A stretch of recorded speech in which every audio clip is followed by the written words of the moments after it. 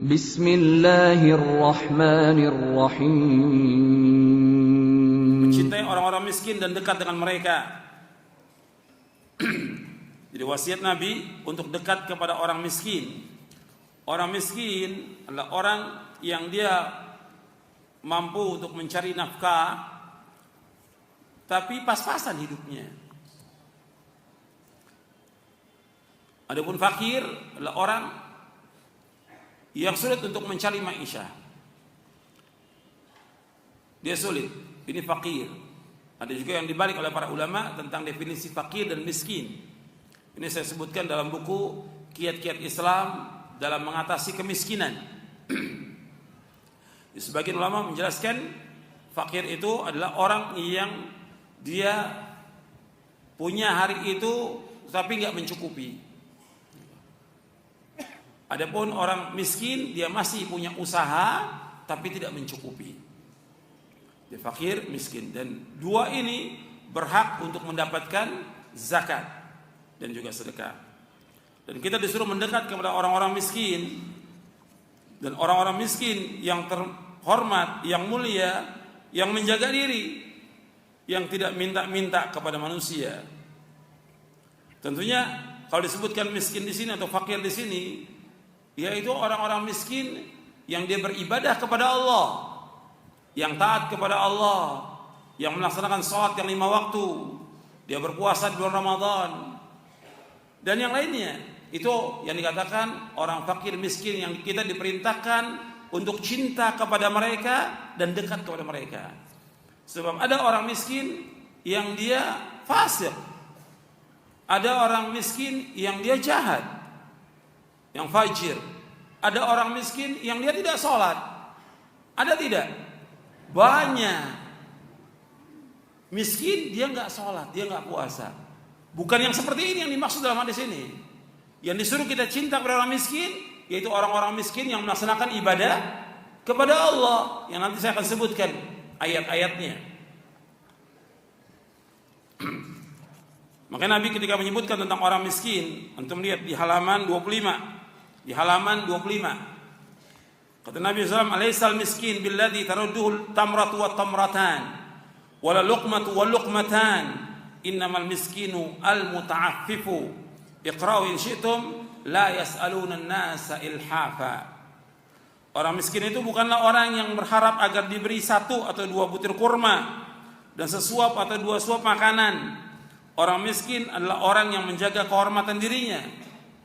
Baca firman Allah, jika kamu mau, la yas'aluna an-nasa ilhafa, yang mereka tidak minta-minta secara paksa kepada orang lain.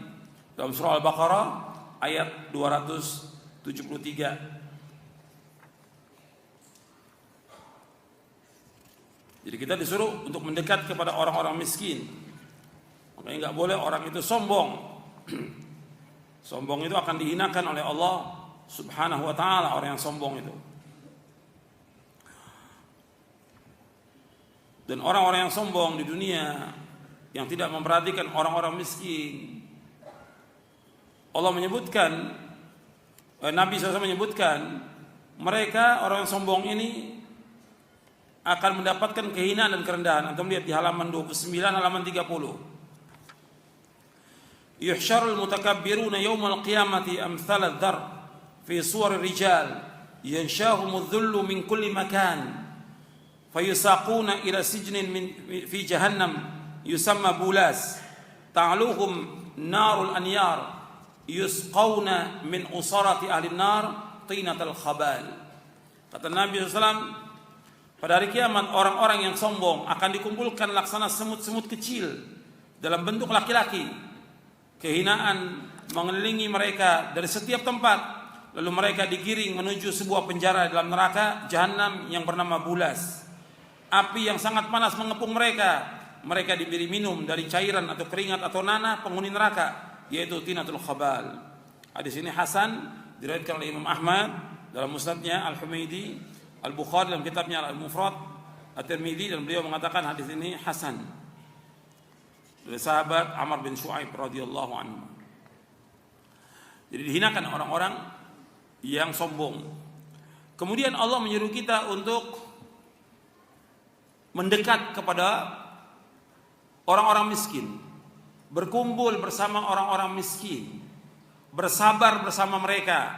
Allah sebutkan dalam surah Al-Kahfi ayat 28, wasbir nafsaka ma'al ladina yad'una rabbahum bil ghadati wal 'ashyi yuriduna wajha wa la ta'du 'aynaka 'anhum turidu zinatal hayatid dunya wa la tuti' man aghfalna qalbahu an dzikrina wattaba hawahu wa kana amruhu furuta.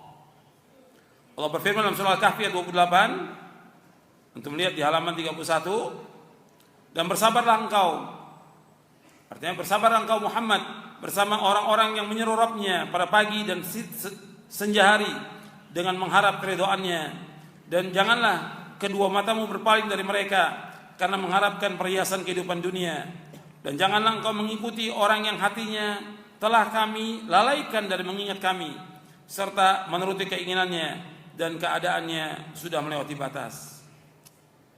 Di sini Allah memerintahkan kepada Nabi Muhammad SAW untuk berkumpul bersama orang-orang miskin, bersabar bersama mereka. Nabi menyebutkan, di sini disebutkan bahwa datang beberapa pemuka Quraisy berbicara kepada beliau, tetapi mereka enggan duduk bersama orang-orang miskin. Mereka menyuruh beliau agar mengusir orang-orang fakir dan miskin yang berada bersama beliau. Maka masuklah dalam hati beliau keinginan untuk mengusir mereka, dan ini terjadi dengan kehendak Allah Ta'ala. Lalu Allah turunkan ayat dalam surah Al-An'am ayat 52, wala tatrudil ladzina yad'una rabbahum bil ghadati wal 'ashyi yuridu wajha wala tatrudil ladzina yad'una rabbahum bil ghadati wal 'ashyi yuridu wajha ma 'alaika min hisabihim min syai' wa ma min hisabika 'alaihi min syai' fatatrudahu fatakuna minadh dhalimin. Dalam surah Al-An'am ayat 52. Dan janganlah kamu mengusir orang-orang yang menyuruh Rabbnya di pagi hari dan petang hari. Mereka mengharapkan wajah Allah Ta'ala, dan tidak ada tanggungan bagi kamu untuk menghisap mereka sedikit pun juga, dan tidak ada tanggung jawab bagi mereka untuk menghisap kamu sedikit pun juga. Dan janganlah kamu mengusir mereka, maka kamu termasuk orang-orang yang zalim. Disebutkan dalam tafsir Ibnu Katsir tentang ayat ini. Saya bawakan ayat yang pertama dulu, yang tadi dalam surah Al-Kahfi ayat 28. Wasbir nafsaka ma'al ladzina yad'una rabbahum bil ghadati wal 'ashyi yuridu wajha wa la ta'du 'aynaka anhum turidu zinatal hayatid dunya wa la tuti' man aghfalna qalbahu an dzikrina wattaba hawa wa kana amru furuta. Dan adalah kamu sabar bersama orang-orang yang berdoa kepada Rabb mereka pada waktu pagi dan petang, yang mereka mengharapkan wajah Allah, dan janganlah pandanganmu berpaling dari mereka karena mengharapkan perhiasan kehidupan dunia, dan janganlah kamu mengikuti orang-orang yang hatinya telah kami lalaikan dari mengingat kami serta menuruti hawa nafsunya, dan urusannya semuanya melewati batas atau urusannya berantakan. Dijelaskan oleh Al-Hafidz Ibnu Katsir tentang ayat ini, yaitu Nabi disuruh ijlis ma'al ladzina yadhkuruna Allah wa yuhallilunahu wa yahmadunahu wa yusabbihunahu wa yukabbirunahu wa yas'alunahu bukratan wa 'ashiyya min ibadillahi sawa'un kanu fuqara aw aghniya aw aqwiya aw du'afa. Kata Ibnu Katsir rahimahullah tentang ayat ini, hendaklah kamu Muhammad duduk bersama orang-orang yang berzikir kepada Allah, mengucapkan la ilaha illallah, memuji Allah, bertasbih kepada Allah, bertakbir kepada Allah. Mereka minta kepada Allah, berdoa kepada Allah waktu pagi dan petang dari hamba-hamba Allah. Apakah mereka orang-orang fakir, atau mereka orang-orang kaya, atau mereka orang-orang yang kuat, atau mereka orang-orang yang lemah.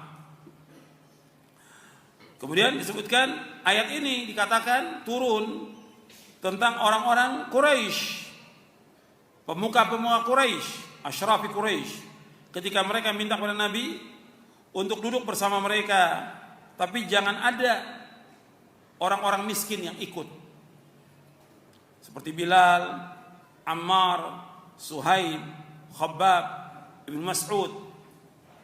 Maka Allah tegur seperti ayatnya wala tatrul ladzina yad'una rabbal bil ghadati wal 'ashyi yuridun wajha. Dan disuruh Nabi untuk sabar bersama mereka.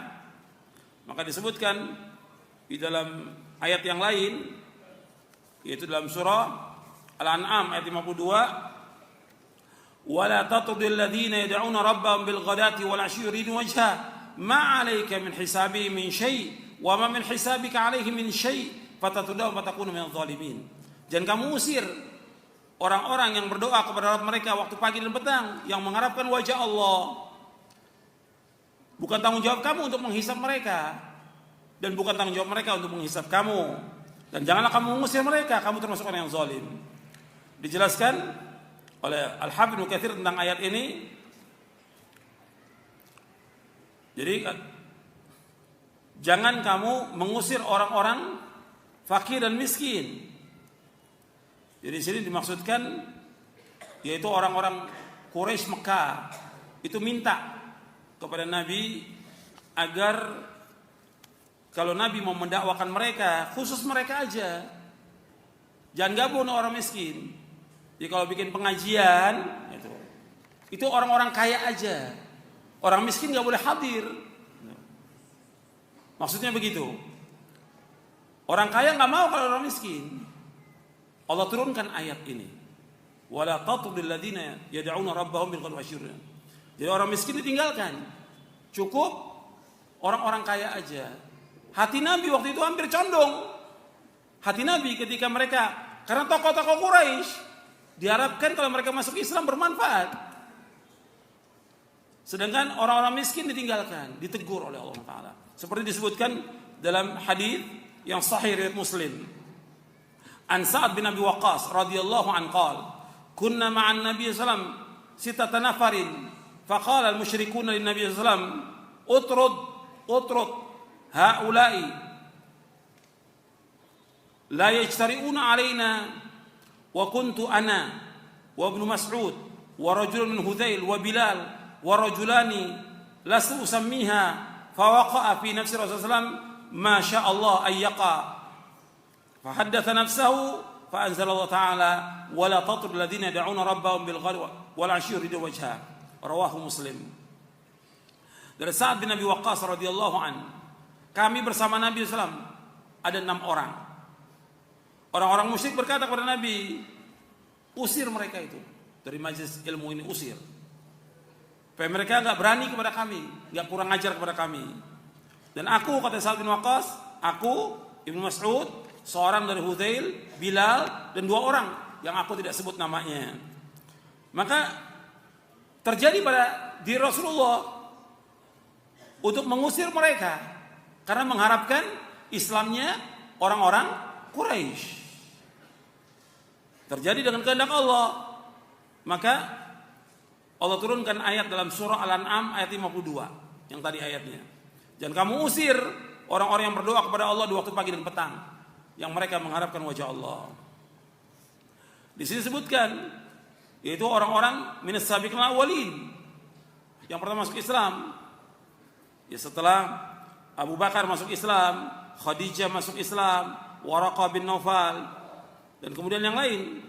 Nah, di antaranya Sa'ad bin Abi Waqqas, Ibnu Mas'ud, kemudian Bilal bin Abi Rabah, dan yang lainnya. Mereka nggak mau duduk bersama orang-orang fakir, orang-orang musyrik Mekah ini. Maka Allah tegur mereka. Di sini ada pelajaran buat kita semuanya, bahwa kita diperintahkan untuk berlaku ikhlas karena mereka adalah orang-orang yang ikhlas. Orang-orang fakir dan orang-orang miskin ini yang dia berdoa kepada Allah. Sa'ad bin Abi Waqqas, Ibnu Mas'ud, Bilal, Abu Dzar, ini orang-orang miskin semuanya. Orang-orang miskin. Mereka orang Quraisy Mekah ingin menyingkirkan orang-orang ini. Mereka hanya minta mereka sendiri. Makanya di sini disebutkan bahwa mereka adalah orang-orang ikhlas karena Allah. Maka kita diperintahkan untuk ikhlas semata-mata karena Allah. Kemudian juga dapat diambil di sini dari hadis ini, wa yustafadu min hadzal hadis, dijelaskan oleh Syekh Muhammad bin Shalih Al-Utsaimin ketika memberikan syarah tentang hadis ini, di dalam kitabnya Riyadhus Shalihin, beliau menjelaskan di sini. Kata beliau, dapat kita ambil dari hadis ini, itu hadis Sa'ad bin Abi Waqqas yang diriwayatkan oleh Imam Muslim dalam sahihnya, yaitu bahwa annal insan yanbaghi lahu ay yakuna julasa'u min ahlil khair alladzina yad'una Allah sabahan wa masa'an yuriduna wajha. Yang dalam manusia, teman-temannya dia, orang yang dekat dengan dia, itu orang-orang baik. Dari orang-orang yang selalu berdoa, beribadah kepada Allah waktu pagi dan petang, yang mengharapkan wajahnya. Jadi orang yang dekat dengan kita, teman kita, orang yang ikut kepada kita, orang-orang yang baik. Meskipun dia orang-orang miskin, meskipun dia orang-orang papa, meskipun dia orang-orang gak punya, yang dekat dengan kita orang-orang miskin. Bukan orang-orang kaya, bukan. Bukan duduk bersama mereka atau ngajinya sama mereka, bukan. Ngajinya mereka orang-orang kaya gak mau di masjid. Maunya di mana? Di hotel, di pantai maunya. Ini gak boleh seperti ini. Allah tegur dengan ayat ini. Kalau Allah pernah menegur Rasulullah SAW, termasuk menegur siapa? Kita juga. Gak mau dia berdesak-desakan begini di masjid, gak mau. Orang kaya, kok desak-desakan gak mau. Enaknya biar bayar gak apa-apa jutaan, yang penting di hotel. Wah, ustadznya juga mau lagi. Ini kebodohan. Ini teguran dari Allah SWT. Orang yang dekat dengan kita, yaitu orang-orang miskin yang taat kepada Allah, yang berdoa kepada Allah. Dan bukan sahibul ma'asi, bukan orang yang berbuat maksiat. Jadi jangan ngaji didampingi sama artis. Ini kebodohan juga. Kebodohan. Mesti yang dekat siapa? Orang yang hafal Quran, hafal hadis. Sehingga kalau si ustadz salah, yang negor siapa?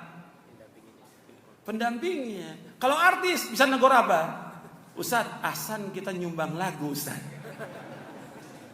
Sekarang belum, tapi nanti suatu waktu dibisikin sama penyanyi ini. Kan kebodohan. Yang dekat dengan dia di kanan kirinya orang-orang saleh yang hafal Quran, hafal hadis. Sebagian para ulama terdahulu demikian. Kalau salah ditegur. Kalau artis baca Quran gak bisa, gimana menegurnya kalau si ustadz salah?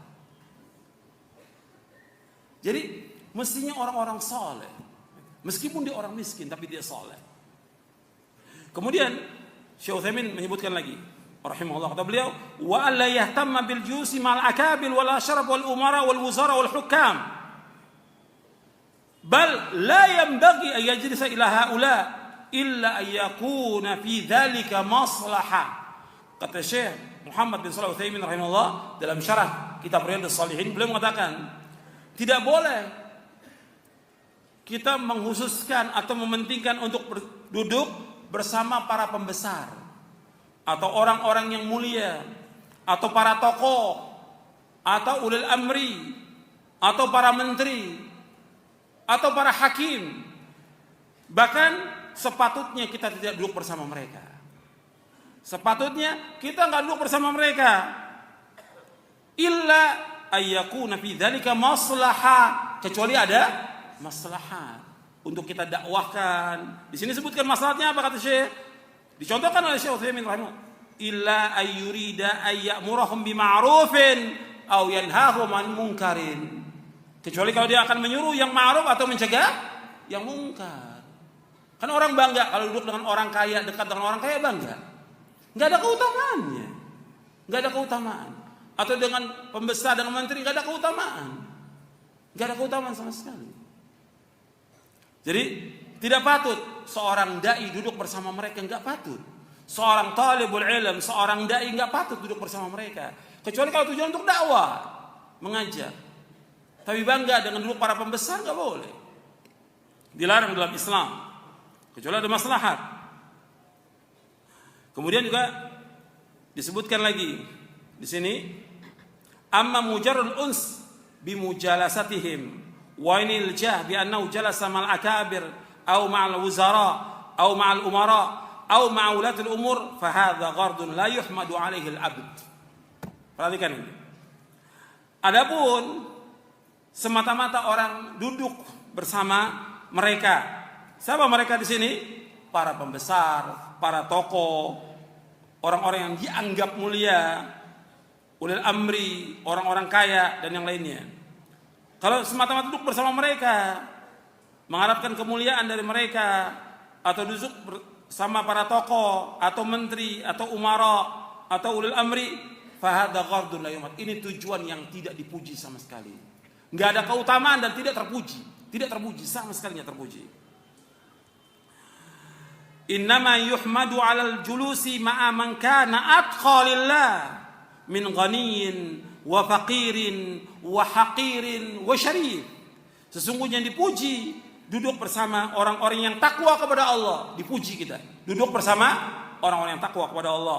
Apakah dia orang kaya yang takwa kepada Allah, orang fakir yang takwa kepada Allah, orang yang hina yang takwa kepada Allah, atau orang yang mulia yang takwa kepada Allah. Al-madaru kulluhu ala ridallah azza wa jal. Semuanya berputar dan berporos kepada niat untuk mencari wajah Allah. Keikhlasan, bukan ketenaran, bukan pamer, bukan mencari harta, bukan kedudukan, bukan ingin dikenal, bukan. Semuanya ingin mencari wajah Allah Taala. Keikhlasan ini akar yang paling penting dalam kita beragama. Wa ala mahabbati man ahabba Allah, dan duduk bersama orang-orang yang cinta kepada Allah Taala. Maka orang itu akan mendapatkan manisnya iman. Ini penjelasan Syekh Muhammad bin Shalih Al-Utsaimin. Dia bawakan dua ayat dari tafsir Ibnu Katsir tentang ayat ini, dan juga dari penjelasan Syekh Muhammad bin Shalih Al-Utsaimin. Ada satu ayat lagi yang perlu ditambahkan. Tadi sudah surah Al-Kahfi, ya, ayat 28, Al-An'am ayat 52, satu lagi surah Thaha ayat 131. Surah Thaha. Kita melihat, antum paham tentang ini, karena banyak orang tertipu dengan dunia. Dan dunia ini kata Rasulullah bagaimana? Dunia ini manis, indah. Kata Allah dalam Al-Quran, dunia ini gimana? Mata'ul ghurur, kehidupan yang menipu, dan banyak manusia yang tertipu. Bukan orang awamnya saja, bukan para penuntut ilmunya saja, termasuk juga para dai dan para ulama tertipu dengan dunia. Untuk melihat dalam surah Thaha, ya, surah Thaha ayat 131. Allah berfirman, wala tamudanna 'ainaika ila ma mata'na bi azwajan minhum zahratal hayatid dunya linaftinahum fi wa rizqu rabbika khairu wa abqa. Allah menyebutkan la tamudanna 'ainaika ila ma mata'na bi azwajan minhum zahratal hayatid dunya linaftinahum fi wa rizqu rabbika khairu wa abqa. Dan janganlah pandanganmu, janganlah kedua matamu itu memandang kepada apa yang kami karuniakan kepada mereka, yaitu kepada beberapa golongan, azwajan minhum, beberapa golongan dari mereka, dari orang-orang fasik, dari orang-orang kafir, yang kami karuniakan kepada mereka zahratal hayatid dunya, sebagai bunga kehidupan dunia. Bunga kehidupan dunia yang menipu. Linaftinahum fi, agar kami menguji mereka dengan sebab itu. Artinya dengan harta, kedudukan, segala macam. Linaftinahum fi. Wa rizqu rabbika khairu wa abqa, dan rezeki Allah itu lebih baik dan lebih kekal. Makanya antum perhatikan banyak ayat dalam Al-Qur'an mengingatkan kita demikian. Allah menyebutkan ayat yang antum sudah hafal semuanya. Bal tu'thirunal hayatad dunya wal akhiratu khairun wa abqa. Bahkan kalian lebih utamakan kehidupan dunia, padahal apa? Akhirat lebih baik dan lebih kekal. Ya kita cari akhirat bukan dunia. Dunia enggak ada. Maka jangan dekat dengan ashabu dunia. Dekatnya dengan orang-orang yang beribadah kepada Allah pada waktu siang dan malam, waktu pagi dan sore beribadah kepada Allah. Kemudian kita lanjutkan. Jadi kita disuruh dekat dengan orang miskin, mencintai orang-orang miskin, dekat dengan mereka, mencintai mereka dengan apa? Dengan kita membantu mereka, menolong mereka. Orang-orang yang taat kepada Allah ini, orang-orang yang sholat, yang beribadah, kita bantu mereka karena ganjarannya besar. Jadi bukan sekedar dekat aja, bukan sekedar cinta mereka, tapi dibuktikan cinta itu dengan kita membantu mereka, menolong mereka. Bahkan ketika mereka mengalami kesulitan, kita bantu, Allah akan membantu kita, menolong kita. Nabi bersabda SAW, "Man nafasa an mu'min kurbatan min kurabi dunya, nafasallahu an kurbatan min kurabi yaumil qiyamah. Wa man yassara ala mu'sirin, yassarallahu alaihi fid dunya wal akhirah." Barang siapa yang melapangkan atau menghilangkan satu kesulitan dari kesulitan di dunia seorang mukmin, maka Allah akan menghilangkan darinya satu kesusahan di hari kiamat. Barang siapa yang memudahkan kesedihan, barang siapa memudahkan kesulitan orang yang diutang, maka Allah akan memudahkan atasnya dunia dan akhirat. Hadis sahih Muslim dan yang lainnya dari sahabat Abu Hurairah radhiyallahu anhu.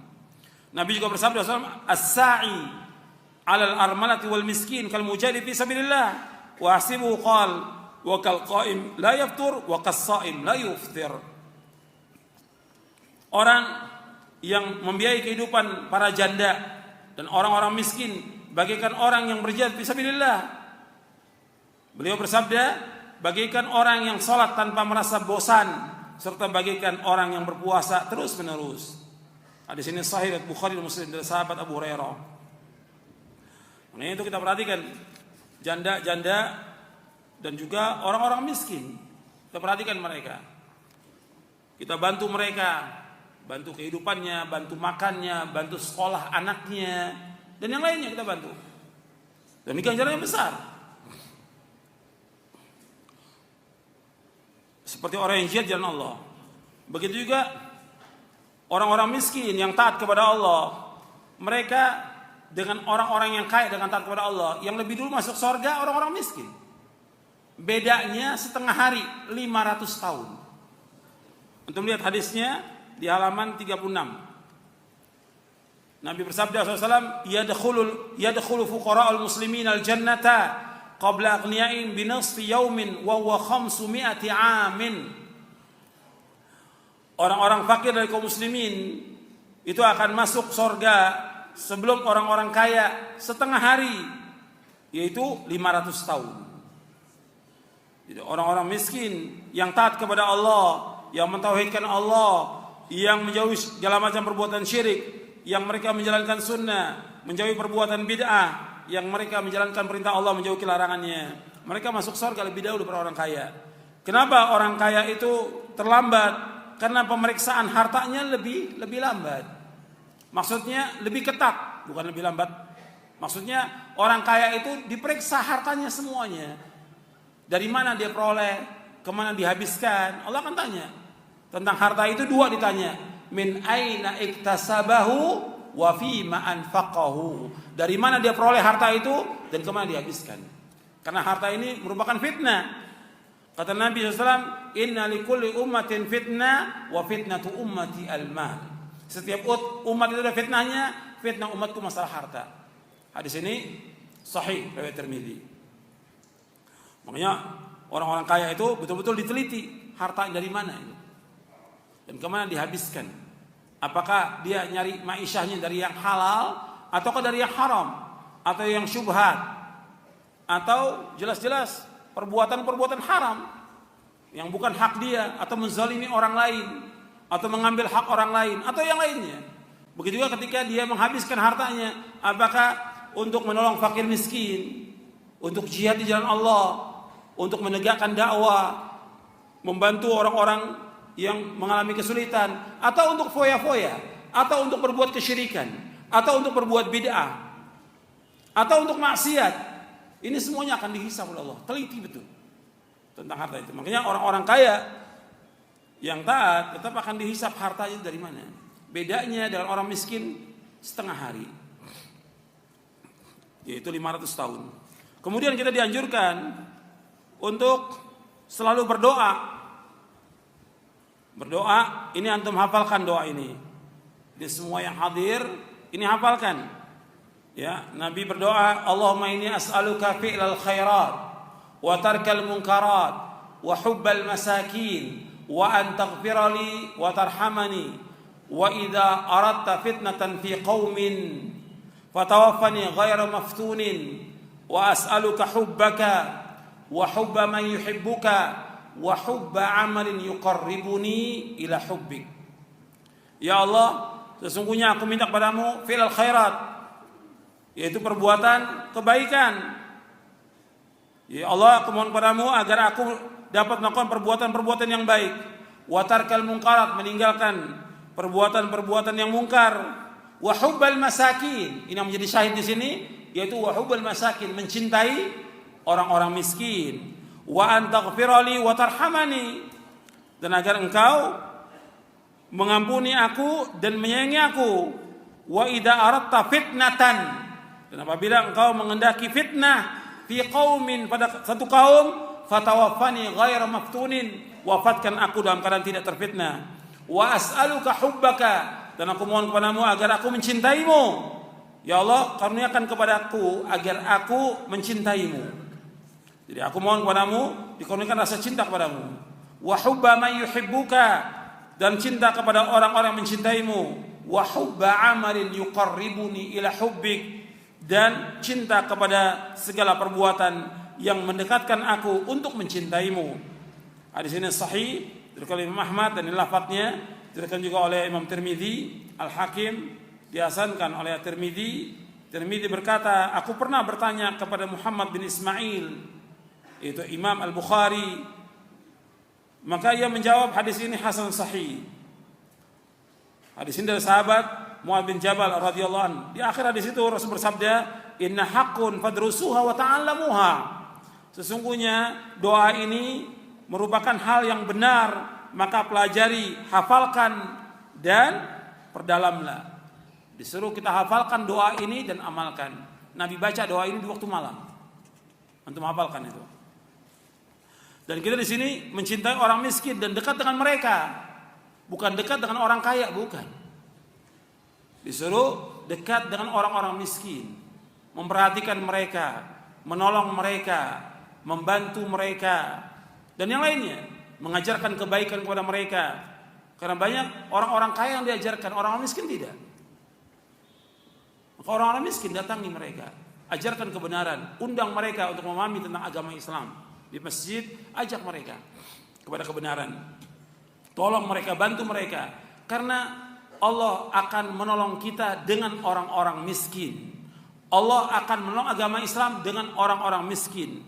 Allah akan menegakkan agama ini dengan orang-orang miskin. Dan Allah akan memberikan rezeki kepada kita dengan orang-orang miskin. Perhatikan, Allah akan memberikan rezeki kepada kita dengan orang-orang miskin. Kita baca hadisnya. Nabi bersabda, hal tunsaruna wa turzaquna illa bidu'afaikum. Di halaman 39. Bukankah kalian mendapatkan pertolongan dan rezeki dengan sebab adanya orang-orang yang lemah dari kalangan orang-orang miskin? Hadis sahih riwayat Bukhari dari sahabat Mus'ab bin Sa'ad. Nabi juga bersabda sallallahu alaihi wasallam, innama yansurullah hadhil umma bi dha'ifiha bi da'watihim wa salatihim wa ikhlasihim. Sesungguhnya Allah menolong umat ini dengan orang-orang yang lemah, dengan sebab doa orang-orang yang lemah, dengan salat mereka dan juga keikhlasan mereka. Hadis ini sahih dari Imam Nasa'i dari sahabat Mus'ab bin Sa'ad. Jadi ini disuruh kita dekat dengan mereka. Ini perintah Rasulullah SAW.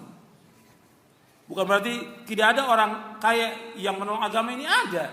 Di zaman Nabi ada Abu Bakar As-Siddiq yang membantu dakwahnya Rasulullah SAW. Ada Khadijah bintu Khuwailid yang membantu dakwahnya. Ada juga Utsman bin Affan, Abdurrahman bin Auf, dan yang lainnya yang mereka membantu dakwah. Tapi antara orang kaya dengan orang miskin yang banyak yang mana? Orang miskin. Makanya ketika ditanya oleh Heraklius, apakah pengikut Nabi ini orang-orang yang mampu atau orang miskin? Orang miskin yang banyak. Orang-orang miskin yang banyak. Jadi untuk perhatikan orang-orang miskin yang harus kita perhatikan. Orang-orang kaya kalau dia membantu dakwah ini, alhamdulillah, buat dia ganjaran di akhirat. Bukan berarti dia berjasa untuk Islam, tidak. Tidak. Tapi dengan dia membantu, untuk siapa pahalanya? Untuk siapa? Untuk dia. yang membantu. Bukan berarti dia berjasa dengan dia menolong dakwah, membantu pondok atau masjid, bukan berarti dia berjasa, bukan. Tapi justru dengan itu dia selamat. Dengan sedekahnya dia, dengan wakafnya dia, itu akan membersihkan hatinya dia. Akan diganti oleh Allah. Fadilahnya untuk siapa? Untuk orang ini nanti di akhirat. Jadi kadang-kadang kita terlalu berbangga dengan adanya orang-orang kaya dan yang lainnya. Mestinya sama semua. Seperti kita sholat, apa dibedain? Orang kaya safnya depan, orang miskin belakang. Begitu tidak? Tidak, dalam Islam semua sama. Sholat ibadah, nuntut ilmu ibadah bukan? Ibadah sama semuanya, nggak boleh dibedakan. Ketika kita tunaikan ibadah haji semua sama pakaiannya, nggak beda. Yang kaya miskin sama. Itu harus kita ingat tuh selama-lamanya. Memang kadang-kadang kita tertipu dengan sedikit kekayaan orang, tertipu kita.